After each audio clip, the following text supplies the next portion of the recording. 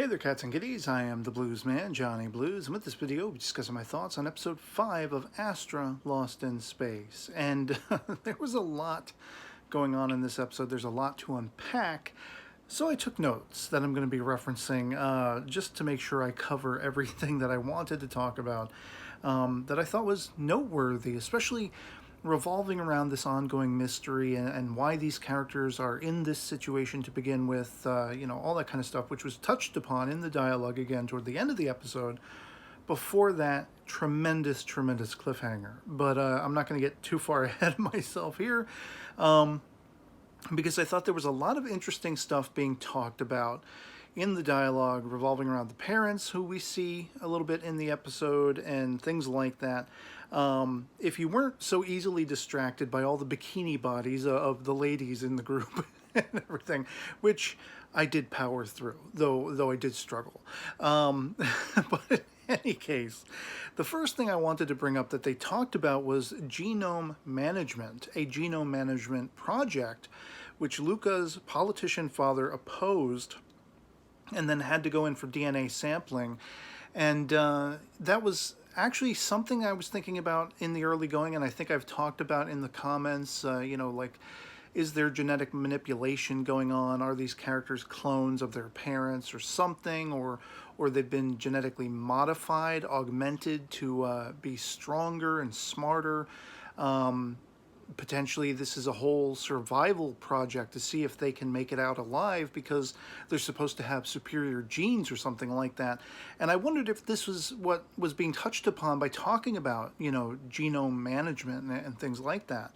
In the meeting with the parents, I thought it was interesting that Ares' mother is the real MVP as far as not wanting to call it quits, on the search efforts and trying to, rekindle those efforts, thinking maybe they're out in space rather than, they were lost on the planet McPa that they were first, debuted to, set down upon.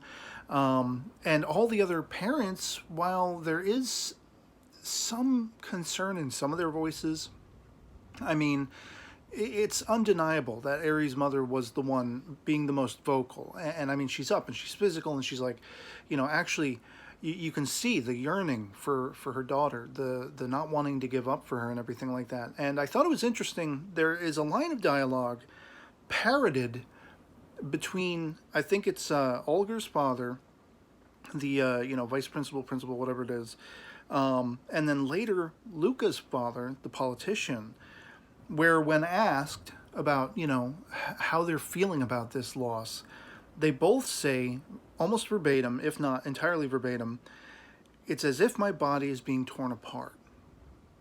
Now, I wouldn't necessarily have thought too much about that particular phrasing just hearing it the once, but hearing it twice denotes a couple of things that I think we can potentially infer, because we know that some of these parents are sort of in this together in a sense, not necessarily in the grand mystery, like, it was their provocation that led their kids to be lost in space and whatever like that. But we know that, like, Zach and Quittery's parents are working together. They're scientists and they're working on the, as I have written here, the memory transplant technology, which again speaks to genetic manipulation and things like that, making you wonder, like, what's going on? Were these characters genetically modified? Is there something that they're, like, going to be able to siphon out the memories that much easier because of some sort of genetic tampering or manipulation? I don't know exactly, but we know that some of these parents do have ties together. So it's sort of, makes the world smaller. It's a smaller world, if you will, if we consider it that way. That, it's interesting how Olger's dad and Luca's dad both say this same line as if it was something that they had practiced or they had, maybe they're sharing a similar reaction to the loss of their kids, because maybe these kids aren't, maybe they're test tube babies. Maybe it's literally parts of themselves are being ripped apart because they took parts of themselves. I mean, I know in natural birth and everything, we're talking about genetics, and the chromosomes are shared between the male and the female and everything like that. So it would technically be that way anyway. But with all of the emphasis in talking about genetic manipulation and management and DNA sampling and all this kind of stuff, and then later on in the episode they're talking about parthenogenesis, which is not strictly speaking cloning, but it's sort of, in a sense it is, but it's not like test tube cloning where you take the genomes and you manipulate it in a test tube, through observance and science and things like that. This is a naturally created sort of cloning process in the birthing, matrix and everything like that. So all of these things, it's like, it has me wondering, and it's perfectly contrasted, by the way, with the planet that they're on, the name of which is an anagram for paradise, if you didn't already know. Being such a lush, beautiful world that they can just let their hair down and rest and relax and everything like that. I knew as soon as, we were debuted to this planet that the other leg was going to drop at some point. And there was going to be some travesty or something was going to happen, something negative. And of course, the cliffhanger, as I say, that we'll be getting to. But there's so much to think about and so much to contemplate revolving around these parents now. It's like, that whole table, and Aries' mother is the only one who's getting up, and she's physical and she's like, just so robust with her emotions. All the rest of them are very tepid, or are very sort of, resigned to the fact that, like, we should move on. We should just, give up at this point. Not necessarily give up as in, all bets are off. We're never going to see our kids again. But it seems like there's this underwritten thing. There's this other thing that's going on. And I think, if not all the parents are in on it, a few of them are. And that's why that sort of seeming practiced phrase, it's as if my body is being torn apart. It makes me wonder. It makes me wonder if it's a not so subtle speaking to the larger gamut of whatever the machinations behind all this is, what it all amounts to. Because as I say, the whole rest of the episode, it's a paradise planet. You've got the bikini-clad bodies, and you have, as I noted here, Yunhua gets a haircut, which she looks that much more adorable. I love that they are all accepting of her, and excitedly so, and she's sort of broken beyond that reserve, and now she is feeling more and more comfortable, and I love that for her character. She's become less of a wallflower. She's growing beyond her years in a sense, and her fears and everything like that, her anxieties. And that, to me, before we got into all of this techno-babble stuff, to think and speculate on the grander scheme of things, that to me was the most resounding aspect, that she's able to feel more comfortable and accepted with the rest of these characters. Also, Quittery's provocations toward Aries, trying to boost her interest in Kanata, and having Aries actually go and confront him, having the courage to actually spell it out and say, do you have a girlfriend or anything like that? But then his dumb, oafish response, which get, Aries nowhere, and even Quittery goes in and shoves his toothbrush up his nose, which got a good chuckle out of me. But then toward the final scene of the episode, after all of this stuff, I'm like, okay, there's got to be something. What is it going to be? I did not expect that it was going to be Ulgar until I noticed that he was absent from that endgame picnic that was going on just before they were about to leave the planet. And there was that discussion between Ulgar and Luca when they're fishing. And Luca is prodding and trying to become that much more familiar with Ulgar, 20 questions, and just trying to get to know him and be friends, as reluctant as Ulgar is to that notion. But then the revelation that, Luca's father is this politician, this sets Ulgar off something fierce. And when I noticed he wasn't there, I'm like, what's going to happen? They have that one fleeting shot where he's gone to get the gun that he procured in a previous episode. And so I was sort of like blown away by, like, I knew something was coming. I knew something like this was going to happen, but I was blown away by how it all transpired. Olger comes out and he puts the gun to Luca's head, and cliffhanger. Cliffhanger ending. Now, of course, Kanata's first assumption is this means Olger's the bad guy. I'm not ready to bet the farm on that. I still think, as we've seen in this episode, we saw throughout the entirety of this episode that Olger is, for all intents and purposes, a survivalist. He got the gun to protect himself, much in a similar fashion as he was using the bow and arrow constructed by Luca, by the way, as well as the fishing poles and everything like that, to procure food on this lush environment, this lush planet. So I think, based on his reaction, it's his surmise, rather than he is the bad guy, I think it's his surmise that Luca is the bad guy. Because why have that reaction to the fact that Luca's father is this politician? And why have this emphasis put on, all of the parents, but specifically on that notion of what, Luca's father was involved in, his opposition to this genome management project, his having to go in sort of forcibly, follow the law and the regulation to go in for DNA sampling. It feels as if it's something grander in scale. It doesn't feel like these are just terms being bandied about in this episode just for the sake of explaining things away and being educational, say, for example.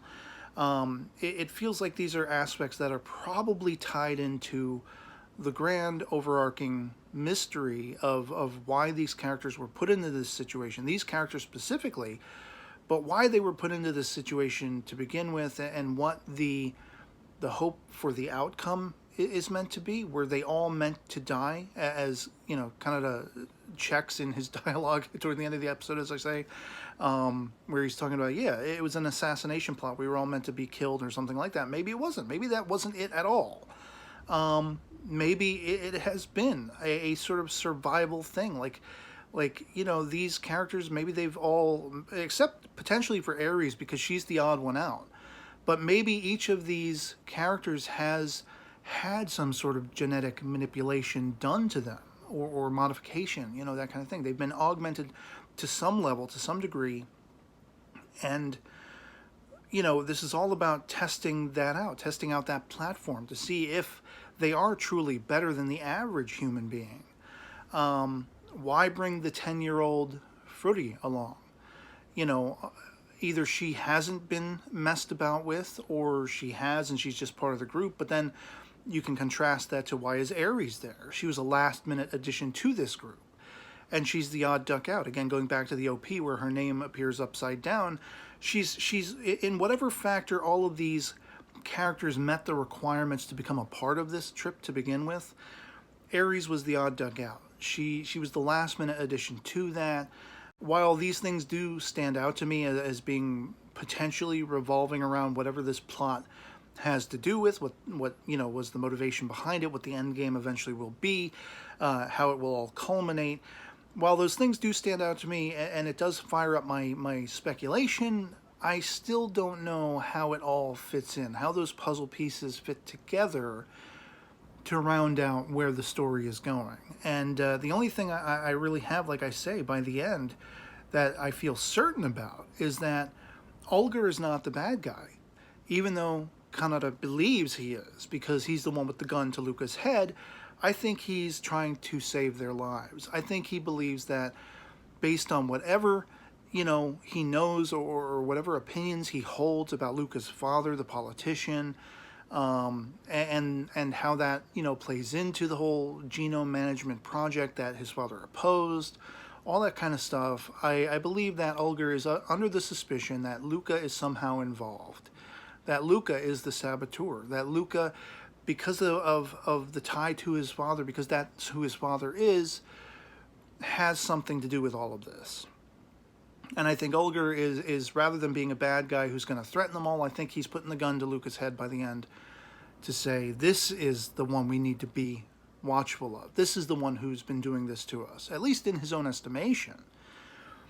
I'm still kind of sort of loosely of the opinion that I don't know. I don't know where I stand as far as any of the characters, the main cast of characters, as far as guilt goes. I don't feel like any of them are necessarily responsible, but that could be exactly what they want us to feel. They want us to feel uncertain.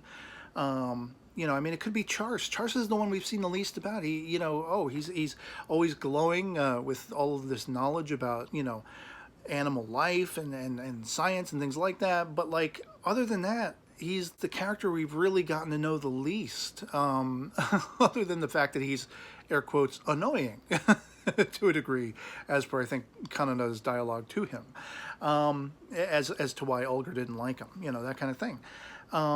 So, I mean, operating from that point of view, Charse is the one we know the least about, the one we're least familiar with at this point. We've gotten to know them all, leaps and bounds, as compared to Charse. So, I mean, if I was going to suspect anyone, I would kind of, lay that at the doorstep of either Charse or maybe Luca. But I feel like it's too obvious. I feel like, it's a misdirect. And I have to wonder if any of these characters are actually truly guilty of any sabotage or wanting to get them all killed or whatever. If anything, if we fall back on all of that eugenic discussion that was going on in this episode, I have to wonder if one of them is not in fact an observer. And this is a survival sort of game scenario where they want to see if these augmented human beings can survive just the harsh environs of space and space travel and myriad worlds that they're going to have to, planet hop to on the way back to Earth and everything like that, to see if their genetic manipulation, if it's warranted. And one of them might be an observer of this. I don't necessarily think they're a saboteur. Maybe somebody did actually sabotage the comms as per, episode 2 or whatever. But thus far, that seems to be the limit of any sort of sabotage, apart from those energy bubbles that took them all out into space to begin with from the planet Mekpa. And they've seen it only one other time thus far. And so, I'm assuming that's not a natural phenomenon. But if not, I can't work out in my brain right now who amongst the cast could have been behind it. So, time will tell. We'll have to wait around and see how this plays out. But at least for now, those are my thoughts on episode 5 of Astra Lost in Space. And I'd love to hear from you guys in the comments below, any speculations you have, any thoughts, reaction or otherwise to all the things that I talked about in this particular discussion video, about all that genetic discussion and things of that nature. If you think it actually plays into the grander scheme, for those who actually know, who've read the source material without giving me any spoilers, just let me know if I'm on the right track or not.